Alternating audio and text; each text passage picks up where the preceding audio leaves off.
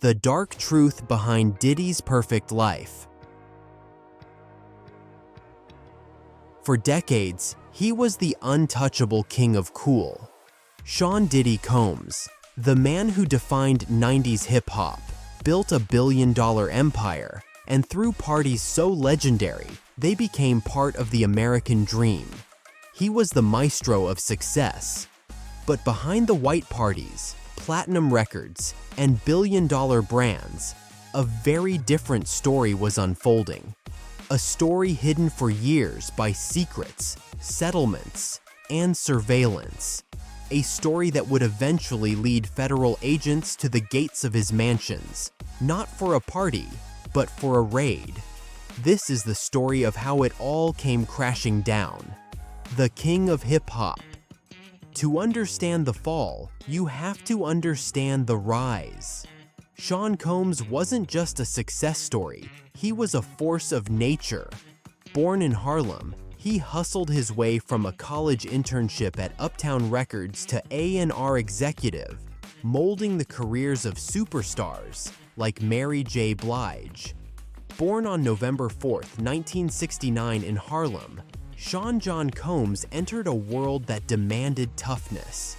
His father, Melvin Combs, was a known associate of a Harlem drug kingpin and was gunned down in Central Park when Sean was just 2. His mother, Janice, worked as a model and teacher's assistant, raising Sean with firm discipline and powerful love. From a young age, Sean was surrounded by rhythm, ambition, and survival. Harlem taught him hustle. He earned his nickname Puffy for the way he puffed out his chest when he was angry. By age 10, he was dancing for spare change at subway stops. He watched hustlers and preachers alike and learned charisma, his first form of capital. In high school, he played football at Mount St. Michael Academy in the Bronx. He was good, really good, but his sights were already set on something bigger than touchdowns. In 1987, Sean enrolled at Howard University in Washington, D.C.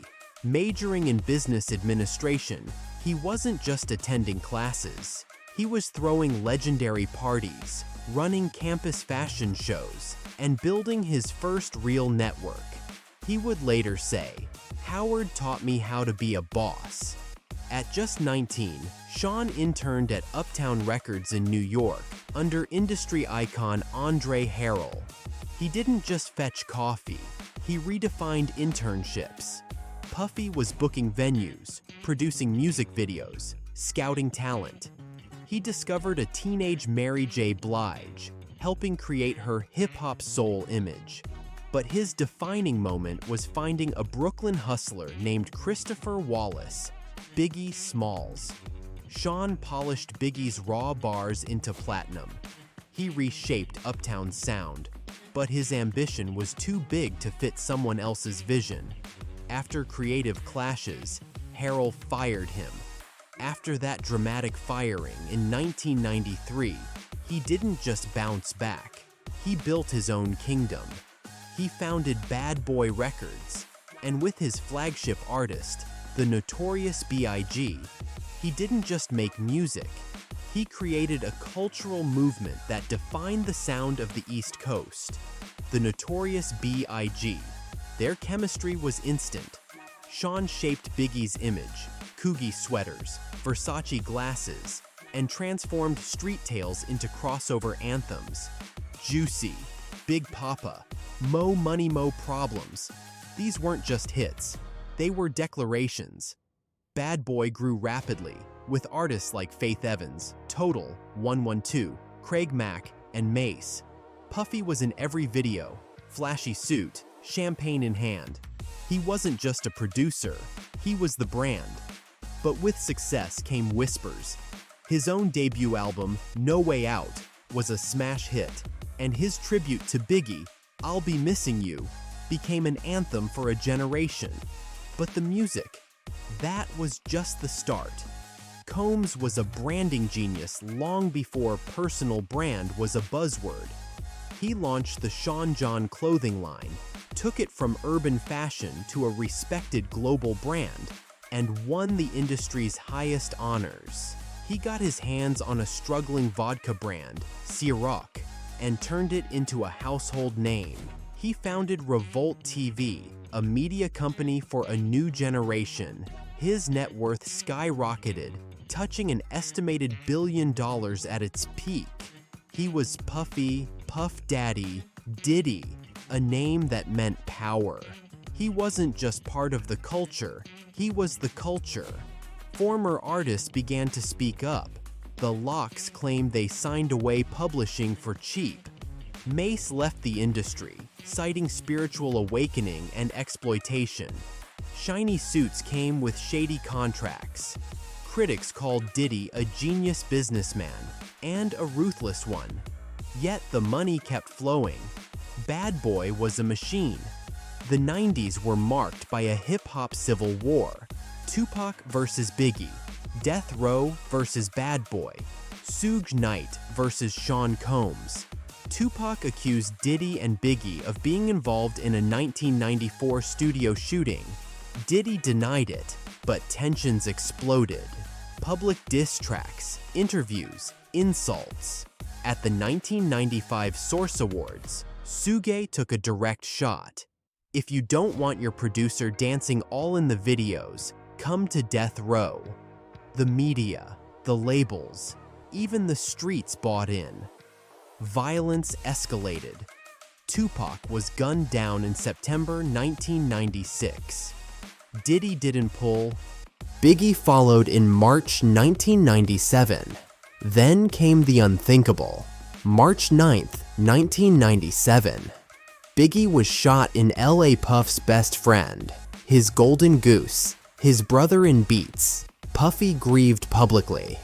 I'll Be Missing You, featuring Faith Evans and 112, became a #1 single. One anthem of loss, but even grief was monetized. Post Biggie, Diddy became a mogul in motion. He launched Sean John Clothing in 1998, sold millions. Then came Ciroc Vodka, Revolt TV, and reality shows like Making the Band. He was named one of the richest men in hip-hop, even surpassing Jay-Z for a time. Puffy proved that you could pivot tragedy into triumph. But behind the boardrooms and brand deals, another world lurked. But even at the height of all that success, there were whispers, incidents, and legal troubles that hinted at something darker. A 1999 nightclub shooting he was acquitted of, and an assault on a record executive were early red flags, but they were mostly lost in the glare of his monumental success. The first cracks, Diddy's parties were legend. White parties in the Hamptons, yacht events in Cannes, studio marathons in Miami, models, moguls, madness. But rumors grew darker. There were whispers of surveillance, NDAs, aggressive behavior, accusations of abuse surfaced, then vanished. Some said the settlement silenced the stories. He seemed untouchable, until he wasn't. For years, the worst rumors stayed behind closed doors. Then, on November 16, 2023, the facade shattered. His former girlfriend and artist, singer Cassie Ventura, filed a bombshell lawsuit. In it, she accused Combs of rape, sex trafficking, and a decade of brutal physical abuse. The details were horrific, painting a picture of a man driven by uncontrollable rage. The world was shocked. But just as quickly as the lawsuit made headlines, it was gone. The very next day, the case was settled amicably. Combs' lawyer was clear that the settlement was not an admission of guilt, but instead of putting out the fire, it was like throwing gasoline on it. It made people wonder, if there's this much smoke, how big is the inferno? Cassie's lawsuit, filed just in time under New York's Adult Survivors Act, had kicked open a door that could no longer be shut. The first major crack in the perfect empire had appeared. The floodgates were about to open, a pattern of allegations. Cassie's lawsuit was the tipping point. In the following weeks and months, a torrent of allegations surfaced from people who had stayed silent for years.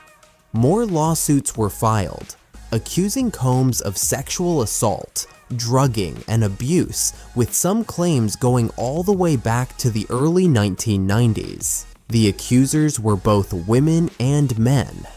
Music producer Rodney Lil Rod Jones filed a suit in February 2024, alleging Combs sexually harassed and threatened him while he worked on an album. The lawsuit sketched out a disturbing timeline of alleged predatory behavior that spanned 3 decades. But the most damning piece of evidence wouldn't come from a court filing. In May 2024, CNN aired gut-wrenching surveillance footage from a Los Angeles hotel in 2016. The video showed Combs wearing only a towel, chasing Cassie down a hallway, grabbing her, throwing her to the ground, and kicking her repeatedly. The footage was graphic, undeniable, and appeared to show the very abuse Cassie had described in her lawsuit. After it was released, Combs posted an apology, calling his actions inexcusable. But for most, it was far too little, far too late. The dark truth was no longer just an allegation. It was caught on tape. This story is moving fast and gets more complex by the day. If you want to keep up with the latest developments in this case and others like it, make sure you subscribe and hit the notification bell. The Empire Under Siege. With the public release of that hotel video, things escalated dramatically. On March 25th, 2024, the whispers and lawsuits exploded into a show of force. Federal agents from Homeland Security investigations conducted raids on Combs' sprawling mansions in Los Angeles and Miami. The searches were part of an ongoing federal investigation into sex trafficking. News helicopters broadcast stunning images of agents swarming the properties, seizing electronics, and temporarily handcuffing his sons. Combs' attorney slammed the raids as a gross overuse of military-level force and a witch hunt based on meritless accusations. But the message was crystal clear. This wasn't just about civil lawsuits anymore. This was a massive federal criminal investigation.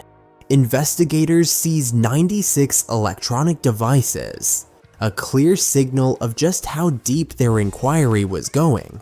The indictment. The federal investigation moved quickly. On September 16, 2024, Sean Combs was arrested in New York City. A federal grand jury had indicted him on charges including racketeering conspiracy, sex trafficking, and transportation to engage in prostitution. The racketeering charge was a major blow.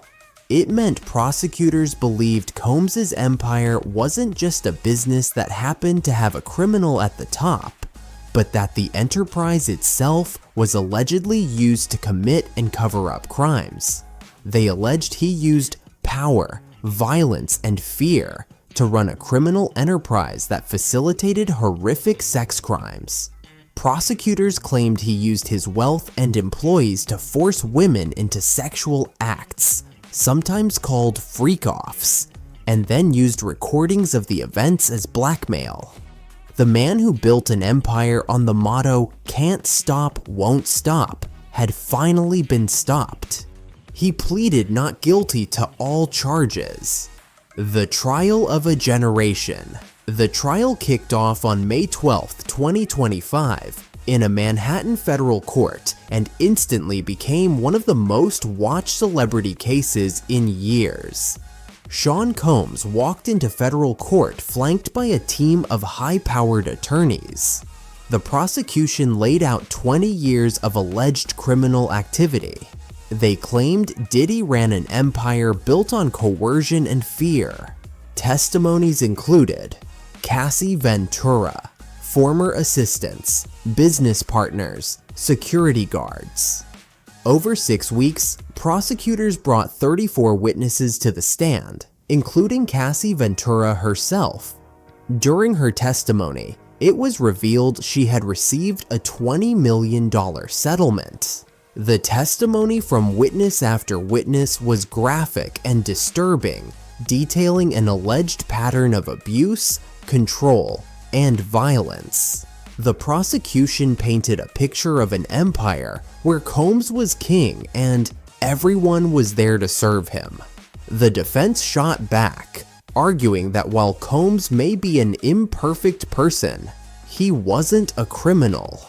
They made a risky bet, resting their case in under 30 minutes without calling a single witness, not even Combs himself. The gamble was that the jury would find the prosecution's case was an overreach, built on the words of unreliable witnesses. As the trial wrapped up with closing arguments in late June 2025, Combs faced the possibility of life in prison. The fallout. Even before a verdict could be reached, the damage to the Diddy empire was catastrophic. The man who was once a branding titan became toxic. His net worth, once estimated at over $740 million, reportedly crashed to around $400 million. The lucrative partnerships that were the bedrock of his wealth crumbled. He sold his stake in Revolt, the media company he founded. Honorary degrees were taken back. His mansions in Los Angeles and Miami were put up for sale. Prosecutors successfully argued he should be denied bail, claiming his massive wealth made him a flight risk. The empire built on image was now collapsing under its own weight. Every headline, every day in court, chipped away at the legacy he spent more than 30 years building. The story of Sean Diddy Combs is a chilling cautionary tale about power, fame, and the massive gap that can exist between a polished public image and a dark private reality. For decades, he was a symbol of what's possible, a testament to pure hustle and genius. Now, his name is tied to a federal trial and some of the most serious accusations a person can face. As the world waits for the final verdict, his legacy hangs in the balance, forever changed. The final judgment won't just be about one man's guilt or innocence, but about a culture that may have looked the other way for far too long. His story now lives in contradiction. The man who elevated hip-hop. The mogul who reshaped branding. The accused who may have built it all on broken lives. Legends are built on myth, but what happens when the myth breaks?